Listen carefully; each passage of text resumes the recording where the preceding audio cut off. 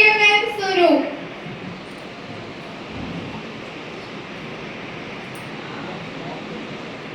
विनायक जय हे भारत भाग्य विधाता पंजाब सिंध गुजरात मराठा द्राविड़ उत्कल बंगा विंध्य हिमाचल यमुना गंगा उज्जल जलधि तरंगा तव शुभ नामे जागे तव शुभ आशीष मागे गाहे तव जय गाथा जन गण मंगलदायक जय हे भारत भाग्य विधाता जय हे जय हे जय हे जय जय जय जय हे।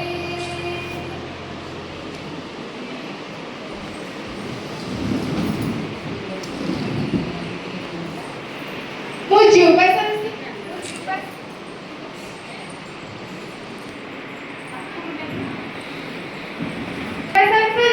ସମସ୍ତଙ୍କୁ ସ୍ୱାଗତ ଜଣାଉଛି। ଏହାର ଉଦ୍ଦେଶ୍ୟ ଛାତ୍ରଛାତ୍ରୀମାନଙ୍କ ମଧ୍ୟରେ ଗଣତାନ୍ତ୍ରିକ ପ୍ରକ୍ରିୟା ଏବଂ ସଂସଦର କାର୍ଯ୍ୟପ୍ରଣାଳୀ ସଚେତନତା ସୃଷ୍ଟି କରିବା।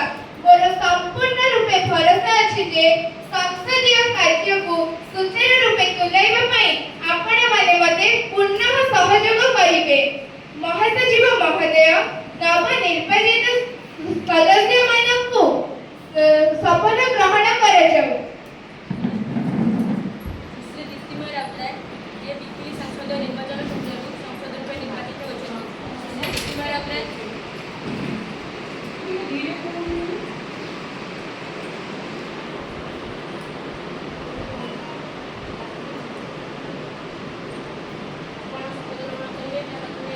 ଶପଥ ଗ୍ରହଣ କରିବା। ଓଡ଼ିଆ ଭାଷାରେ ଶପଥ ଗ୍ରହଣ କରିବା। ମୁଁ ସୁଶ୍ରୀ ଦୀପ୍ତିମୟ ରାଉତରାୟ ପିପିଲି ସଂସଦୀୟ କ୍ଷେତ୍ରରୁ ସଂସଦର ସଦସ୍ୟ ରୂପେ ନିର୍ବାଚିତ ହୋଇଛି। ଈଶ୍ୱରଙ୍କ ନାମରେ ଶପଥ କରୁଛି ଯେ ମୁଁ ଆଇନ ଦ୍ୱାରା ପ୍ରତିଷ୍ଠିତ ଭାରତର ସମ୍ବିଧାନ ପ୍ରତି ପ୍ରକୃତ ବିଶ୍ୱାସ ଏବଂ ଆନୁଗତ୍ୟ ବହନ କରିବି। ମୁଁ ଭାରତର ସାର୍ବଭୌମତ୍ୱ ଏବଂ ଅଖଣ୍ଡତାକୁ ବଜାୟ ରଖିବି ଏବଂ ମୁଁ ଯେଉଁ ପଦବୀରେ ପ୍ରବେଶ କରିବାକୁ ଯାଉଛି ତାହାର କର୍ତ୍ତବ୍ୟ ବିଶେଷତାର ସହିତ ପାଳନ କରିବି।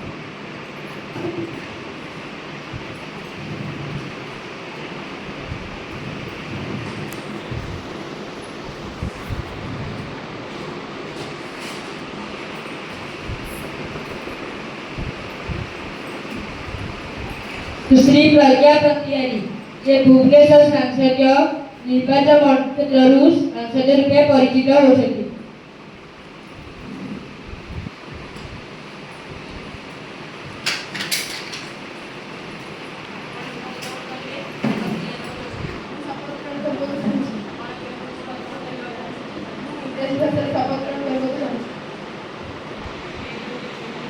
I, Pragya Pratham, having been elected a member of Rajya Sabha, do swear in the name of God that I will bear true faith and allegiance to the Constitution of India.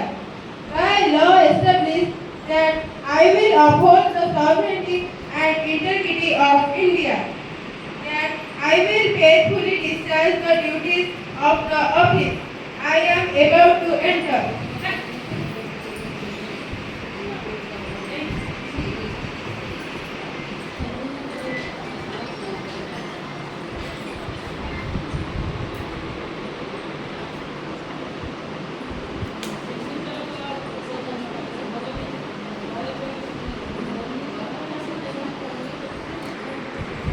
ସଂସଦର କାର୍ଯ୍ୟକୁ ଆରମ୍ଭ କରାଯାଉ। ମାନନୀୟ ପ୍ରଧାନମନ୍ତ୍ରୀ ମହୋଦୟ, ଆପଣ ଆପଣଙ୍କର ନୂଆ ମନ୍ତ୍ରିମଣ୍ଡଳର ପରିଚୟ ପ୍ରଦାନ କରନ୍ତୁ। ଧନ୍ୟବାଦ ମାନନୀୟ ଅଧ୍ୟକ୍ଷ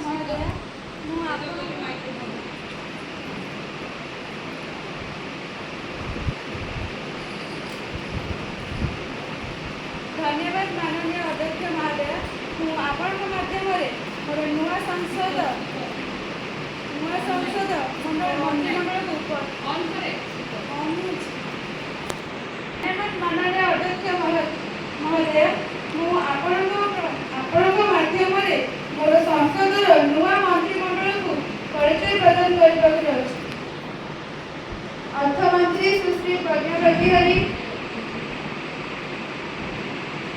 मुख्यमंत्री सुश्री कीर्तिमयी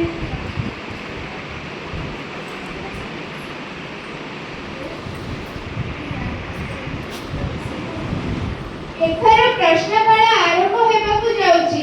ମହାସଚିବ ମହୋଦୟ ଆଜିର ଏଜେଣ୍ଡା ଏବଂ ପ୍ରଶ୍ନସୂଚୀ ପ୍ରଦାନ କରାଯାଉ।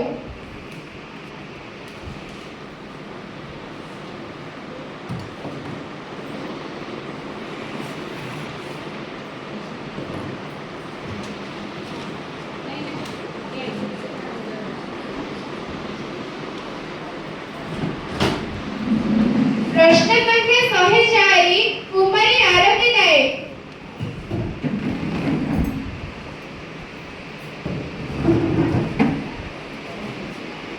धन्यवाद अध्यक्ष महोदय। महोदय ମୁଁ ଆପଣଙ୍କ ମାଧ୍ୟମରେ ମାନନୀୟ ଶିକ୍ଷାମନ୍ତ୍ରୀ ଏହା ଜାଣିବାକୁ ଚାହୁଁଛି ଯେ ଦେଶରେ ଛାତ୍ର ଆତ୍ମହତ୍ୟା କାହିଁକି ଦିନକୁ ଦିନ ବଢ଼ିବାରେ ଲାଗିଛି। ଆପଣଙ୍କ ସରକାର ନୂଆ ଶିକ୍ଷାନୀତି 2020 ଆଣିଦେଲେ ସତ, କିନ୍ତୁ ତା ଦ୍ୱାରା କ'ଣ ଛାତ୍ରଛାତ୍ରୀମାନଙ୍କ ମାନସିକ ଦୁଶ୍ଚିନ୍ତା କମିଲା? କୋଚିଂ ସେଣ୍ଟର ଗୁଡ଼ିକରେ କୌଣସି ରେଗୁଲେସନ୍ ନଥିବାରୁ ମାଳ ମାଳ କୋଚିଂ ସେଣ୍ଟର ଖୋଲାଯାଉଛି।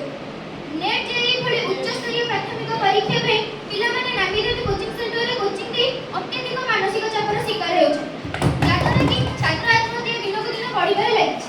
ଆପଣଙ୍କ ସରକାର ଛାତ୍ର ଆତ୍ମହତ୍ୟା ରୋକିବାରେ କି ପଦକ୍ଷେପ ନେଇଛନ୍ତି? ଛାତ୍ରଛାତ୍ରୀମାନଙ୍କ ମାନସିକ ଦୁଶ୍ଚିନ୍ତା କମ୍ କରିବାରେ ଆପଣଙ୍କ ସରକାର କି ପଦକ୍ଷେପ ନେଉଛନ୍ତି?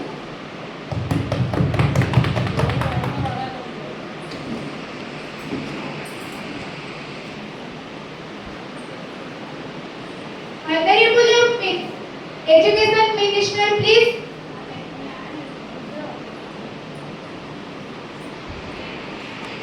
धन्यवाद माननीय अध्यक्ष महोदय।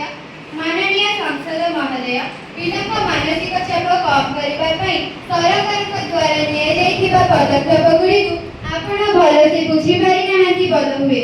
ଅଧ୍ୟକ୍ଷ ମହୋଦୟ, ଏମାନେ ଆମର ଶିକ୍ଷାନୀତି ଉପରେ ଯେମିତି ଯୋଉ ପ୍ରଶ୍ନ କରିଛନ୍ତି ସେ ବୋଧହୁଏ ଏକଥା ବୁଝିପାରି ନାହାନ୍ତି।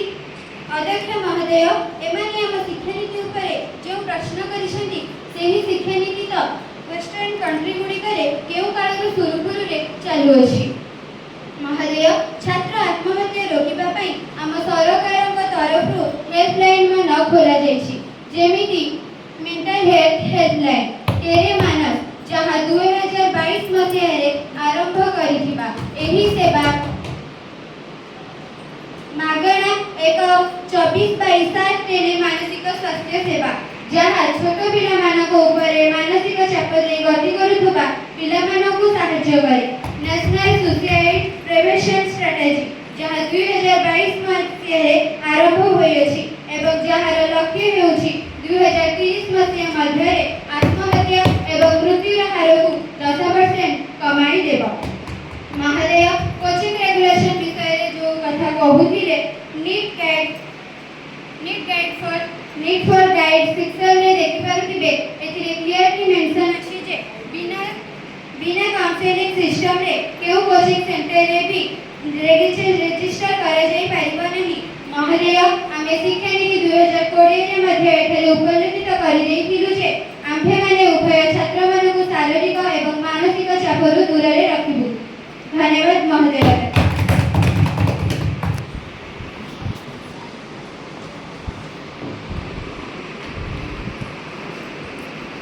प्रश्न संख्या 126 कुमारी तपस्विनी साहू।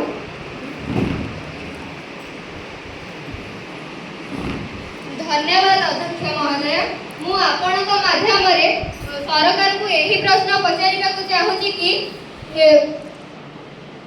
देश रे महिला मानक सह हेउथिबा बलात्कार एवं कार्यस्थली रे हेउथिबा दुर्व्यवहार संख्या दिनकु दिन बढ़िबारे लागिछि। महिला माने राति रे घरु बाहरिबाकु डरुछन्ति। आम देश रे नारी माने सुरक्षित नुहंती।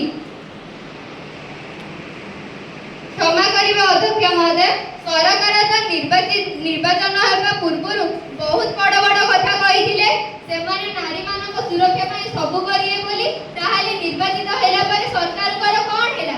से अंध परिका को पे एठी बसिछन्ति। नारी मान एबे सुधा नारी मानक निर्यातना दिया जाउछि।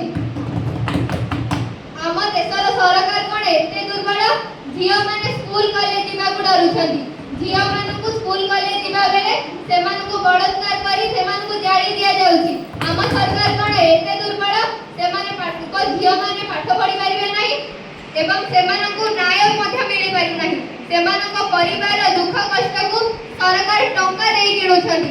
ଏଇଟା କ'ଣ ଠିକ କଥା ମହୋଦୟ?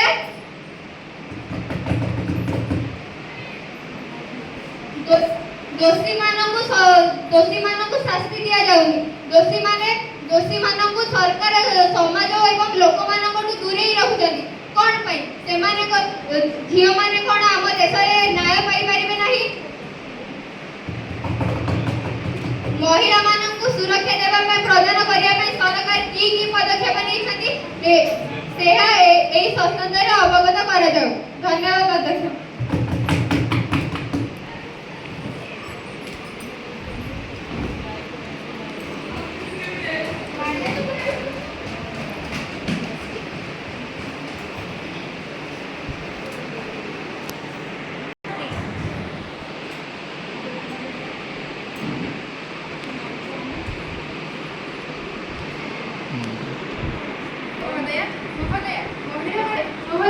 ମହିଳାମାନଙ୍କୁ ସୁରକ୍ଷା ପାଇଁ ଆମ ସରକାର ବିଭିନ୍ନ ପ୍ରକାର ପଦକ୍ଷେପ ନେଉଛନ୍ତି, ଯେପରିକି ଭାରତୀୟ ନ୍ୟାୟ ସଂହିତା ପରି ଆଇନଗତ ସଂସ୍କାର ଏବଂ ଆଇନଗତ ଚିକିତ୍ସା ଏବଂ ମନସ୍ତାତ୍ତ୍ୱିକ ସହାୟତା ଯୋଗାଇବା ପାଇଁ ମହିଳା ହେଲ୍ପଲାଇନ୍ ନମ୍ବର 181 ଏବଂ ୱାନ୍ ଷ୍ଟେପ୍ ସେଣ୍ଟର ପରି ସହାୟତା କେନ୍ଦ୍ର ମଧ୍ୟ ଖୋଲାଯାଇଅଛି। ସୁରକ୍ଷାକୁ ଉନ୍ନତ କରିବା ପାଇଁ ଆମେ ଟେକ୍ନୋଲୋଜିର ମଧ୍ୟ ବ୍ୟବହାର କରୁଛୁ, ଯେପରିକି ସାଇବର କ୍ରାଇମ୍ ରିପୋର୍ଟିଂ ପୋର୍ଟାଲ ପରି ପଦକ୍ଷେପ ନିଆଯାଉଛି। ଅନ୍ୟାନ୍ୟ ପଦକ୍ଷେପରେ ସଚେତନତା ଅଭିଯାନ, ବିଦ୍ୟାଳୟରେ ମିଶନ ଶକ୍ତି ଏବଂ ମେରି ସହେଲି ପ୍ରକଳ୍ପ ବିଦ୍ୟାଳୟ ଛାତ୍ରୀମାନଙ୍କୁ ସରକାରଙ୍କ ତରଫରୁ ମାଗଣାରେ ଆତ୍ମରକ୍ଷା ତାଲିମ ମଧ୍ୟ ପ୍ରଦାନ କରାଯାଉଛି। ମହୋଦୟ, ଆମ ସରକାର ନାରୀ ସୁରକ୍ଷା ପାଇଁ ଅନେକ ଗୁଡ଼ିଏ କାର୍ଯ୍ୟକ୍ରମ କରୁଛନ୍ତି ଏବଂ ଭବିଷ୍ୟତ ପାଇଁ ମଧ୍ୟ ଅନେକ ଗୁଡ଼ିଏ କାର୍ଯ୍ୟ କରିବା ପାଇଁ ପଦକ୍ଷେପ ନେବା ପାଇଁ ଏବେ ବି ଯୋଜନା ଚାଲୁଅଛି। ଧନ୍ୟବାଦ।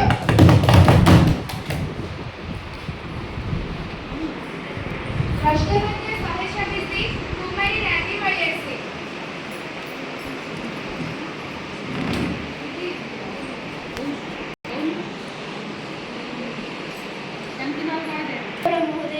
ମହୋଦୟ, ଆଗରୁ ଲୋକମାନେ ପକେଟରେ ପଇସା ନେଇ ବ୍ୟାଗରେ ପରିବା ପତ୍ର ଜିନିଷ ପତ୍ର ନେଇକି ଆସୁଥିଲେ, ହେଲେ ଆଜିକା ଯୁଗରେ ଲୋକମାନେ ବ୍ୟାଗରେ ଜିନିଷ ପତ୍ର ନେଇ ପକେଟରେ ପଇସା ନେଉନାହାନ୍ତି। ମହୋଦୟ, ମୁଁ ଆପଣଙ୍କ ମାଧ୍ୟମରେ ମାନନୀୟ ଅର୍ଥମନ୍ତ୍ରୀଙ୍କ ଠାରୁ ଜାଣିବାକୁ ଚାହୁଁଛି ଯେ ନୀତି ବ୍ୟବହାର୍ଯ୍ୟ ଜିନିଷ ଗୁଡ଼ିକର ଦରଦାମ କାହିଁକି ହୁ ହୋଇ ବଢ଼ୁଛି? 2025-26 ଆର୍ଥିକ ବର୍ଷ ପାଇଁ ବଜେଟ୍ ଆକଳନ ଅନୁସାରେ ସାଧାରଣ ଜନତାଙ୍କ ମୁଣ୍ଡପିଛା ଆୟ ବୃଦ୍ଧି କରିବା ପାଇଁ ଏବଂ ଦରଦାମ କମ୍ କରିବା ପାଇଁ ସରକାର କେଉଁ ପଦକ୍ଷେପ ଗ୍ରହଣ କରିଛନ୍ତି? ଅତି ଆବଶ୍ୟକ ଜିନିଷରେ ଦର କମାଇବା ପାଇଁ ସରକାର ଅନେକ ପଦକ୍ଷେପ ଗ୍ରହଣ କରିଛନ୍ତି, ଯେପରିକି ଯୋଗାଣ ଅବସ୍ଥାରେ ଉନ୍ନତି ଆଣିବା ଏବଂ ଅତି ଆବଶ୍ୟକ ସାମଗ୍ରୀର ମୂଲ୍ୟକୁ ସ୍ଥିର ରଖିବା। ସରକାର ଅନେକ କାର୍ଯ୍ୟକ୍ରମ ଆରମ୍ଭ କରିଛନ୍ତି,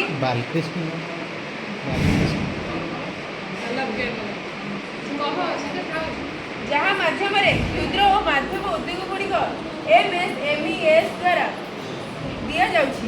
ଏଥି ଅଧୀନରେ ଉଭୟ ନିଯୁକ୍ତି ଏବଂ ନିବେଶର ସୁଯୋଗ ବଢ଼ିବେ।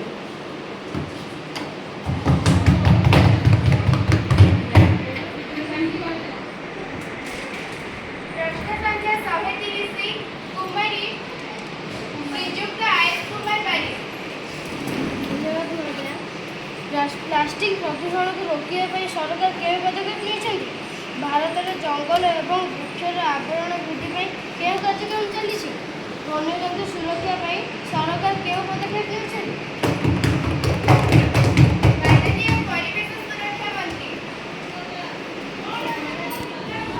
ମହୋଦୟ, ସରକାର ଏକକ ବ୍ୟବହାର ପ୍ଲାଷ୍ଟିକ ଉପରେ କଟକଣା ଲଗାଇଛନ୍ତି ଏବଂ ଏହାର ବିକଳ୍ପକୁ ପ୍ରୋତ୍ସାହିତ କରିଛନ୍ତି। ବାଜ୍ୟବସ୍ତୁ ପରିଚାଳନାକୁ ଅଧିକ କଡ଼ାକଡ଼ି କରିଛନ୍ତି। ଛାତ୍ରଛାତ୍ରୀମାନେ ନିଜ ଘରେ ଏବଂ ସ୍କୁଲରେ ପ୍ଲାଷ୍ଟିକ ବ୍ୟବହାର କମାଇ ପୁନର୍ବ୍ୟବହାର ଏବଂ ପୁନର୍ଚକ୍ରଣ କରିବାରେ ସାହାଯ୍ୟ କରିବେ। ଏକାଠି ସଚେତନ ଅଭିଯାନ ମଧ୍ୟ ଚଳାଇ ପାରିବେ। ଆମ ସରକାର ମଧ୍ୟ ବନ୍ୟଜନ୍ତୁଙ୍କୁ ସୁରକ୍ଷା ନିମନ୍ତେ ବିଭିନ୍ନ ପଦକ୍ଷେପ ନିଆଯାଇଛି। ଏବେ ମଧ୍ୟ ବିଭିନ୍ନ ସହର, ନଗର, ଗ୍ରାମ ପରିଷ୍କାର ପରିଚ୍ଛନ୍ନ ରଖିବା ପାଇଁ କେତେକ କର୍ମଚାରୀଙ୍କୁ ନିଯୁକ୍ତି କରାଯାଇଛି। ଶିମିଳିପାଳକୁ ଦେଶର 107ତମ ଜାତୀୟ ଉଦ୍ୟାନ ଭାବରେ ସ୍ୱୀକୃତି ଦିଆଯାଇଛି। ଏହାସହ ବନ୍ୟଜନ୍ତୁ ଏବଂ ବୃକ୍ଷର ସଂରକ୍ଷଣ ପାଇଁ ଆମ ଶିମିଳିପାଳ ଯୋଜନା ଆରମ୍ଭ କରାଯାଇଛି। ଏକ ପେଡ୍ ମା के नाम କାର୍ଯ୍ୟକ୍ରମ ଅଧୀନରେ 6.5 କୋଟିରୁ ଅଧିକ ବୃକ୍ଷରୋପଣ କରାଯାଇଛି।